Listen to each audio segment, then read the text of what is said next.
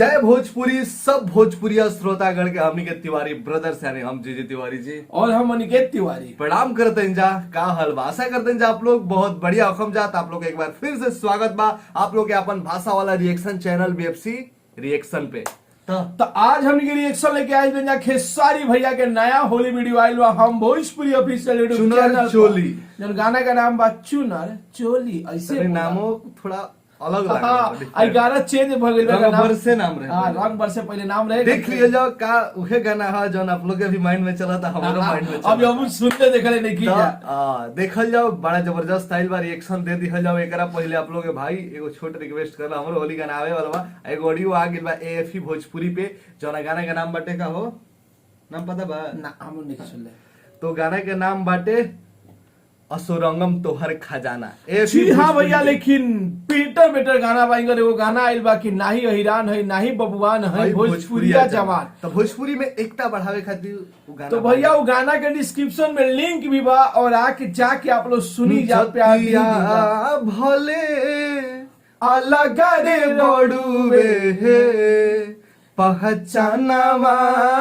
तो भोजा पुरिये हा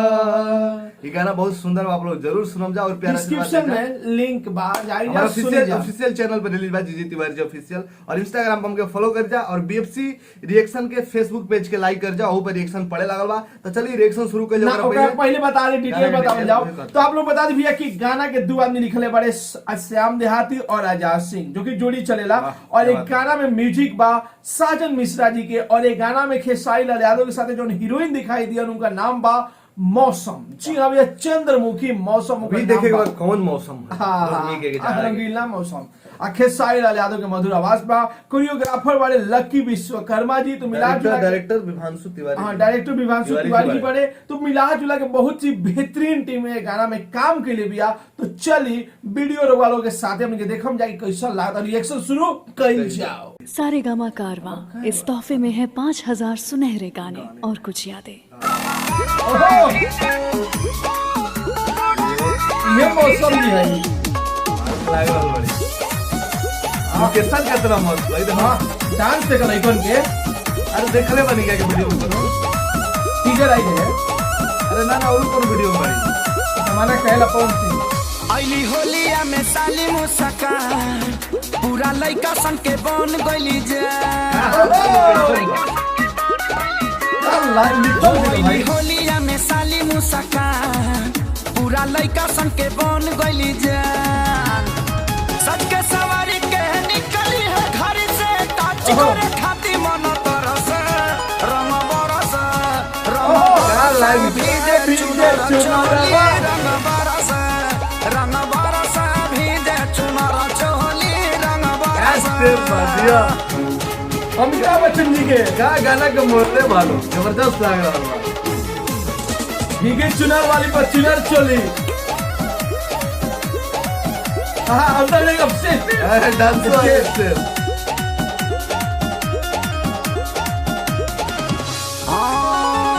बड़ी सो लिफ्ट बाड़ी भैया के साली लम्बा भिचिकारी तो देखी ला जाली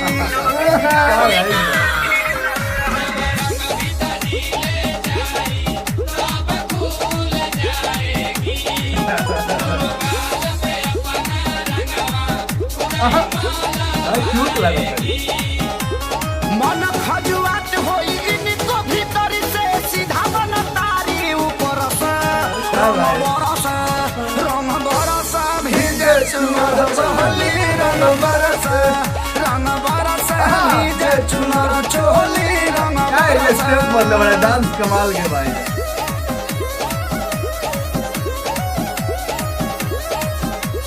अरे भाई ज्यादा ना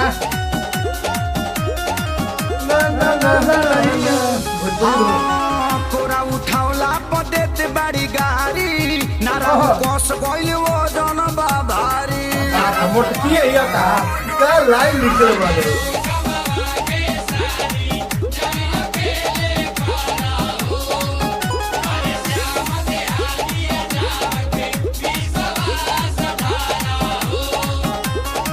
पीछे पड़ला बाबी में कि तू तो हरी से बांधी के मुंह में फल रस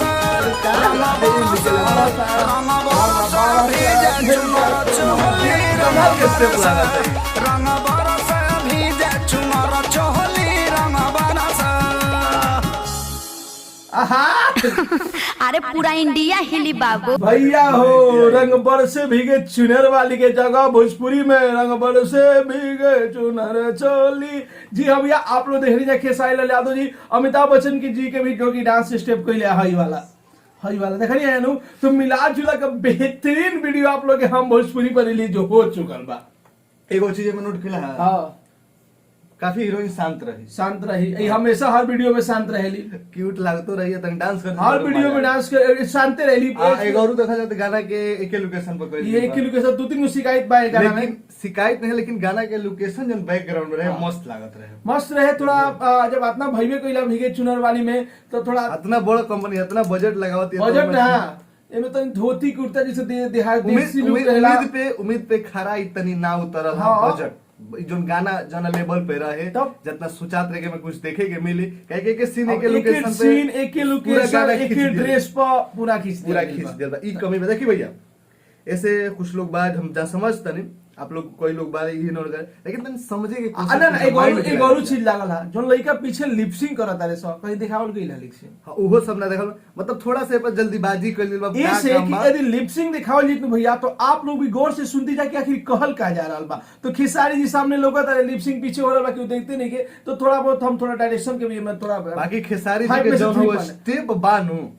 अरे खेसारी जी के जो काम करे बहुत करते बड़े, लेकिन ये जब मेन काम बा डायरेक्टर के जो कोरियोग्राफर उनके भाई बढ़िया गाना का बारे एक जो ना आदमी उम्मीद लगे रहे कि कुछ ज्यादा आए। आपको अब शिकायत करे नु तो लोग कहली कि मतलब हम ना कल जला का कल जला कंटिन्यूटी बनावत। अरे कंटिन्यूटी ठीक बा भाई, सब लोग के मालूम बा, लेकिन आप रंग बरसे गाना के और बेहतर बना रंग बरसे के जब कॉपी कइल जा रहा बा, रीमेक कइल जा रहा बा, थोड़ा जब बिहार के होली रहे तो खेसारी जी थोड़ा धोती उती पहनते दूसर का अंतरा में तो और मजा आई। तो थोड़ा पीछे से कोरस जोन हो रहल बा लइकन के देखावल जाई, 2-3 गो ड्रेस चेंज होई, लोकेशन चेंज होई, तो बड़ा मजा आई। लेकिन थोड़ा समय में डायरेक्शन के भैया कमी कहम, और खास में जो भी डायरेक्टर वाले खेसारी जी का प्रोजेक्ट करता रहे थोड़ा डीप में जाके सोची जा के भोजपुरी के सुपरस्टार के